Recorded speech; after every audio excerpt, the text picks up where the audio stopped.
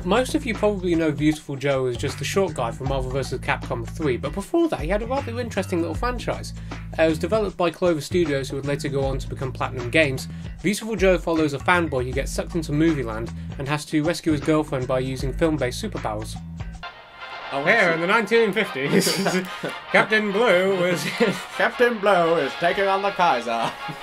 Captain Blue was putting it up the Hun. Show those cummies what for, good fella. This is what I never understood. Why did Captain Blue have a red fucking robot? This is like really a well-designed section because look, I'm on this. I managed to jump onto this helipad thing. How am I supposed to know like what to do with it? That I can like make it drop by slowing down, because those propeller enemies just came up and I learned from them in a controlled environment how I could get something with propellers to drop in this game. Or the fact your wrist is glowing like a disco rave from Germany. I'm not sure what that's for, to be honest. That's your watch that's giving you the powers. It's saying, hey, guess what? If you use your powers right now, something might happen. And you only have one power. I'm trying to work out how to get over there, though. Hit the switch. I've told you this once. No, I want to get up to... Yeah, hit the switch. Have you not touched the switch yet? No, not yet. Oh yeah, of course. It needs to... Of course, the and you can see it's connected to a chain that's going up to the ceiling.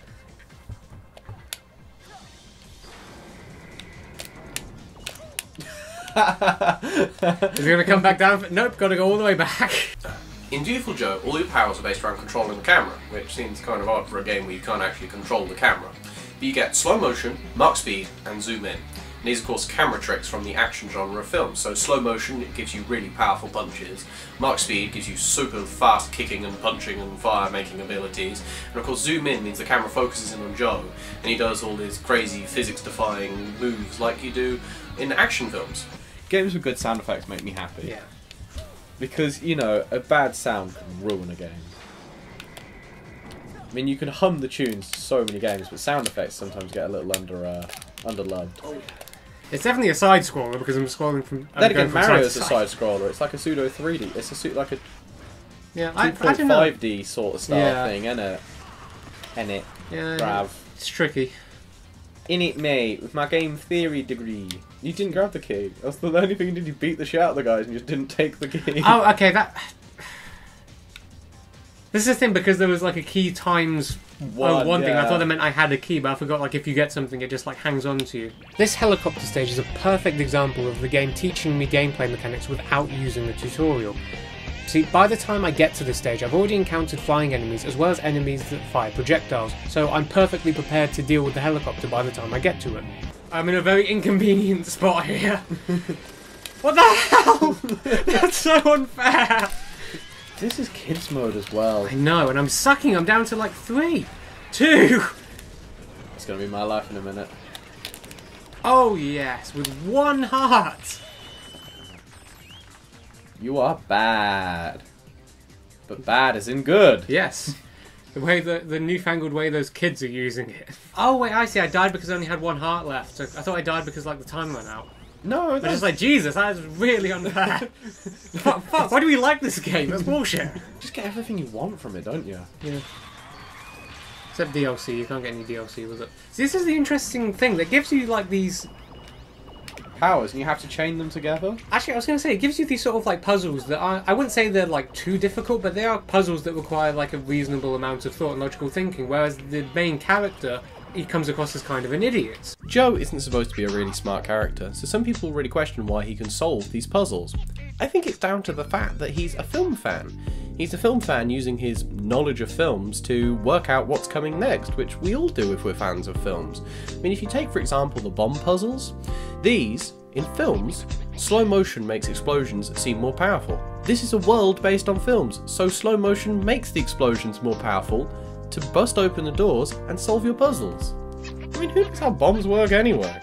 I know, but I like collecting things. Well, that means you have to get some reaction time. I don't want to be challenged. I just want to do it. Duh, I want a challenge I can do easily. Fighting people in this game is never a chore, and that's what I love about it. I literally could just have this spiral staircase for ages. They should have just put that as a mode in. Just like survival horror mode. Yeah, that would have been brilliant, just with like more difficult enemies. Viewtiful Joe has really strong theming. I mean, it hides references to the bosses throughout all of the levels, so you're prepared for when they turn up. For example, the vampires in the back of Charles III's boss room, the images of Holt Davidson's head on busts and doors and it being called Rhino Hotel, and a picture of Bruce after you defeat Hulk. Even as far as hiding references to other Capcom games, such as the grotesque in the lobby being Firebrand from the Ghosts and Goblins series. And just before you fight Holt Davidson, it really subtly hints at his presence. Davidson is in the house!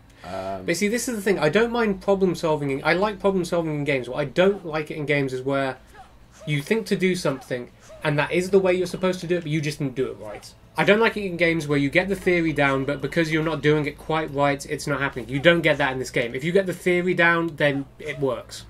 Whew. Oh no, I went down there on purpose. Because there's stuff down here, if I remember correctly. Like death? Oh, no. No, you don't get hurt by this water. Oh, tell a lie. Maybe you do. Holy shit, it's Tim Burton. You know, being like, ah, here we go. This is a prime example of what happens. You run your bar down, and you end up turning back into Joe. And I love the way it goes graining. Yeah. Like it's a proper film. That is kind of fun. Like, it stops... The second there stops being a Super Sentai guy in it, and it's just like a normal guy, it just becomes like an indie film. They're not very good. Well, it's film quality. It just becomes Beautiful Clerks. Hey, try not to suck any dick on the way through the parking lot. Kick him in the face with a piece of stone. Take that, you big posh sod. Now let's see how we collectively did. We're awesome, apparently. We are so awesome. Well, almost as if people should subscribe if it was awesome. Yeah. Do a barrel roll. Do a barrel roll. That's the one thing that annoyed me though. You started a new level and your V-bar went down. Yeah. So you were ridiculously underpowered when you started again. The thing is, you didn't worry too much about it because it's such a it's gratifying. The thing is, unlike Gundam Dynasty Warriors, where they're like, oh, it takes forever to unlock things, it's because they assume you really enjoy it. Whilst with Viewtiful Joe, they make you unlock things, but it is fun to unlock them. Or maybe it was a trap random. I don't know. You dealt with those guys pretty easily. I can't believe you're ostensibly working for the bad guys at this stage. You just sent me into like a trap. You're like negative world Admiral Akbar. Just completely. Look out! It's totally fine. Look out! It's safe. Hey guys, head into that Death Star. It's all gonna be good. Hey, that thing's totally a moon. The game is very fair. The deaths aren't cheap, and the difficulty is a steady curve. And the game teaches you by introducing elements to you very slowly. I mean, once you understand how the V-powers work, I mean, the puzzles are really simple. Now, hold on. We've seen what happens to these propeller things if I slow down. What happens if I speed up? The opposite. Oh, wow! Mind blow. I like the way you've worked out how to solve the puzzle, but you're just not quite applying it yet. Why are you dropping it down? You clearly need to know you need to go up. Jump! Oh, okay, see. I thought I needed to plug it with it and then drop it down, but I was sort of overcomplicating it a little bit. There we go. That's all you do, you just jump. It's not that complicated. The studio that made Viewtiful Joe have since left Capcom, so a new Viewtiful Joe game might not be the best idea. But I mean, maybe that's unfair to Capcom. I mean, maybe they made the new Dante look like a preening, haircutted Hot Topic intentionally to avoid being pigeonholed as people that make decent games.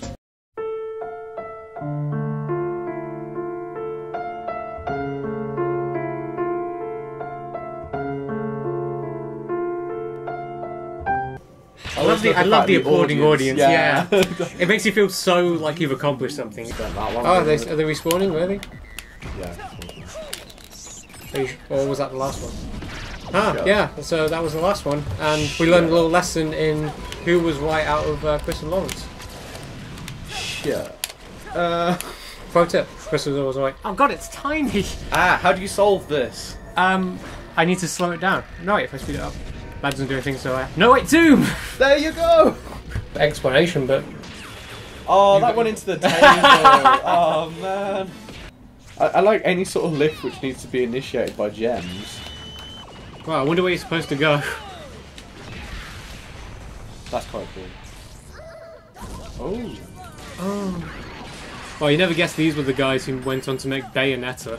Look, cel-shaded graphics always make a game great. No one's denying this. What the fuck? Are we playing a beta testing version? I like Viewtiful Joe's use of cel-shaded graphics because it makes it feel more cartoony, and I like my reality as far away from me as physically possible. However, if I want any chance of being able to function in society, I need to get used to playing more realistic looking games and reconnect with reality.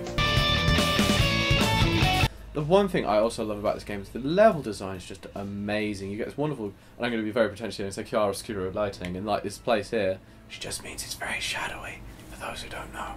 But like, just look at that background. It's simple. There's just a couple of front layers, there's my movement layer, there's the background, and then there's the far background, and it just looks lovely. But I always loved this, like all the little figures at the side there have the Viewtiful Joe helmet. It's cool. It's got all the stuff it needs. It puts it into widescreen slightly with like the film reels around. I love the film reels things, and I love how that's the thing that Platinum Games have kept in some of the later games. Like you see, like stationary cutscenes with a moving film reel in Bayonetta. Yeah. Also, I think she actually says Henshin a Go-Go at one point. Probably, they're so self-referential. Hey, thanks for watching our newest episode. If you want to go back and watch our older episode, we can put links here. Here. And you can, in literally 10 minutes, you can watch 50% of the other 50% of our entire work. Well done. You are a completionist. Oh, I can't say that. Ooh, he's gonna get us. Because we haven't already ripped off his ideas enough. We don't fucking complete any of this shit.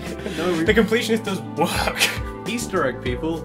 We played 2 levels of this. That's a review. We played 2, and then the 3rd was too difficult for us, so we stopped there. Yeah, we got bored. And we supplemented that gameplay footage with my knowledge based on the anime.